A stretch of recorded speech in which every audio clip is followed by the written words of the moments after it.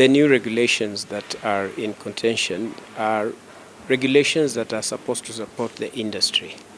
Currently, every importer of a motorcycle, every assembler, anyone who imports CBU and finished bike or brings in knockdown kits, they are all categorized under the same status, under the same HS code, and therefore there is no differentiation. We are all enjoying almost entirely the new set of tax advantage in the country, and therefore it doesn't differentiate. And going forward is a situation that there needs to be HS code that separates the locally assembled motorcycles and the ones that are brought in complete build units. So this is an area that the motorcycle regulations sort out that important bit. The second bit is one that clarifies the level of broken downness of the motorcycle kits,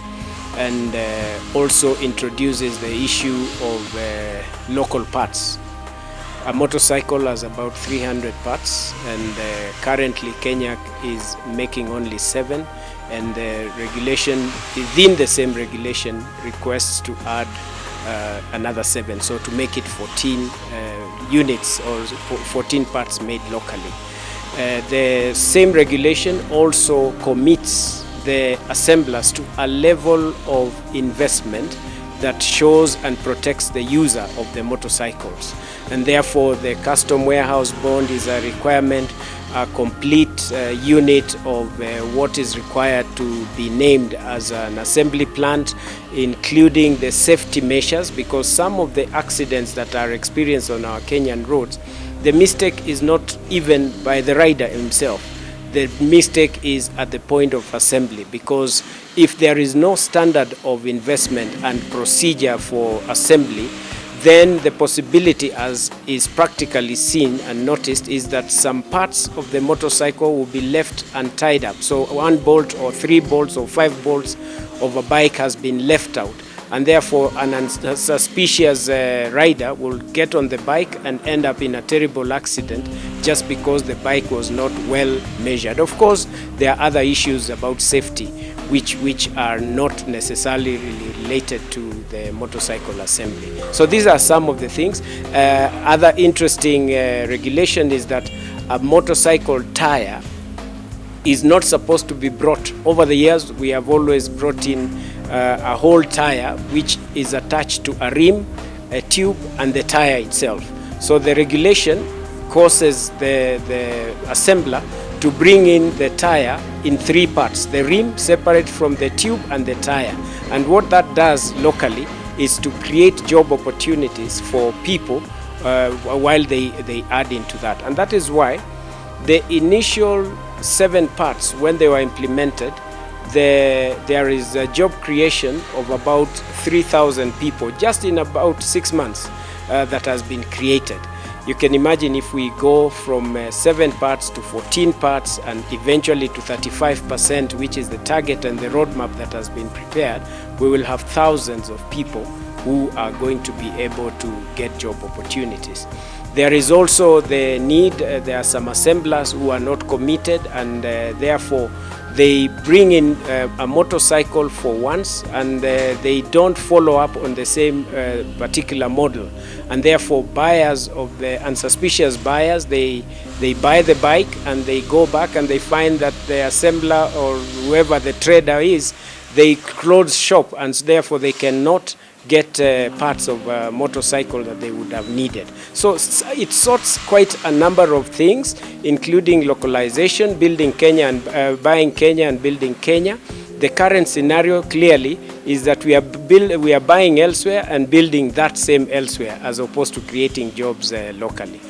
What must be done to support the industry is to make sure that the cost of the bike does not go up, and to deal with this is a very clear way, so that those who are using local parts then get a tax advantage of 0 rating, and those who are importing without having to do this because it's an open market, then they have to pay slightly more.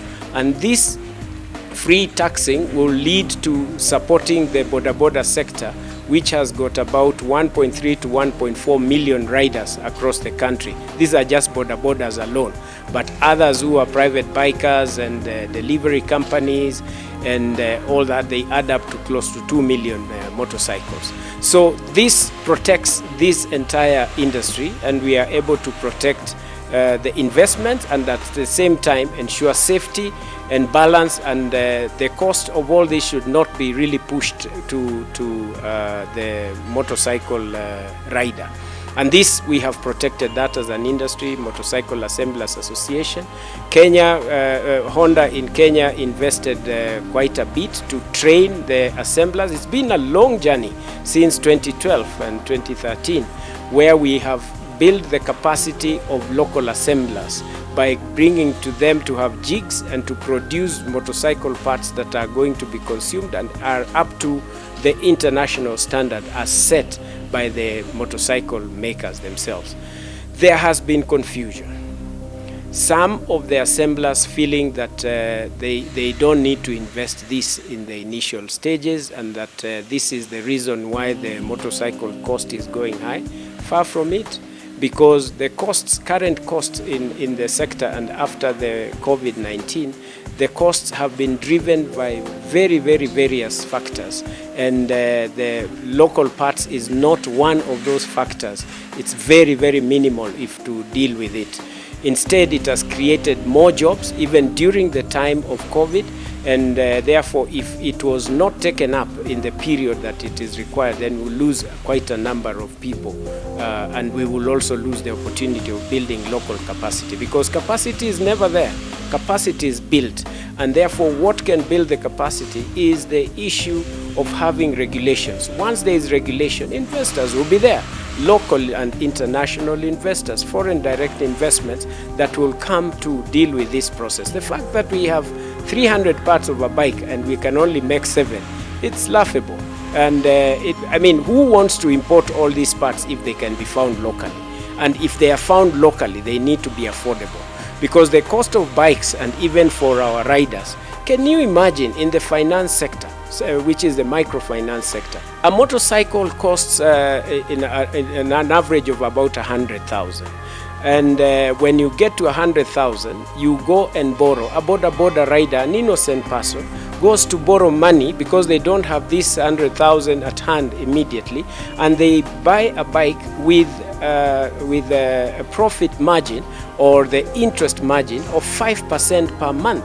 That means the boda rider who is out there is paying almost double or sometimes triple, because it amounts to about 60%. And there needs to be regulation for the microfinance institutions, because how can you really borrow money as a boda rider at 5% per month? The cheapest is about 3% per month.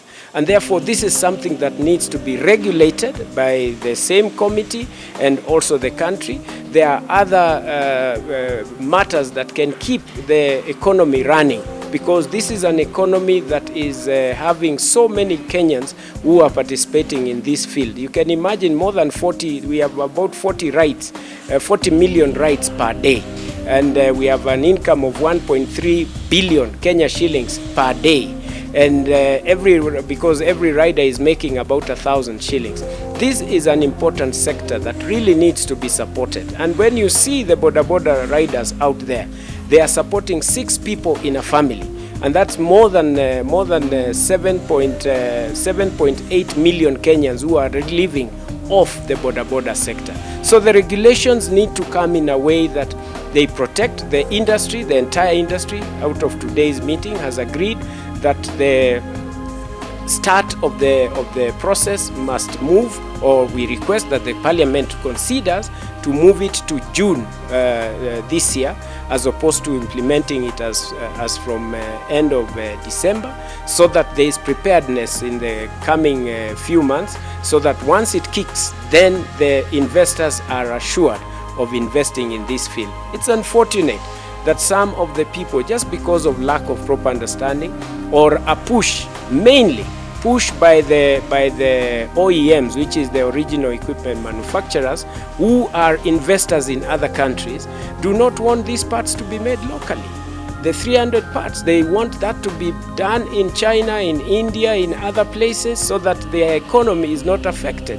But I think the country comes first. If we have to buy and build Kenya, then we really have to start somewhere. And starting with the 7 parts is the beginning of a journey that will leave the end user, being the boda rider, and every manufacturer, creating jobs along the way, and the entire chain in a win-win situation.